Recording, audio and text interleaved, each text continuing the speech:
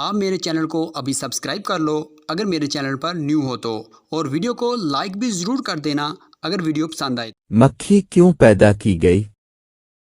خراسان کا بادشاہ شکار کھیل کر واپس آنے کے بعد تخت پر بیٹھا تھے۔ تھکاوٹ کی وجہ سے اس کی آنکھیں بوجھل ہو رہی تھے۔ بادشاہ کے پاس ایک غلام ہاتھ باندھے مدب سے کھڑا تھے۔ بادشاہ کو سخت نیند آئی ہوئی تھی، مگر جب بھی اس کی آنکھیں بند ہوتی تو ایک مکھی آ کر اس کی ناک پر بیٹھ جاتی تھی، اور نیند اور بے خیالی کی وجہ سے بادشاہ غصے سے مکھی کو مارنے کی کوشش کرتا، لیکن اس کا ہاتھ اپنے ہی چہرے پر پڑتا تھا اور وہ ہڑبڑا کر جاگ جاتا تھا۔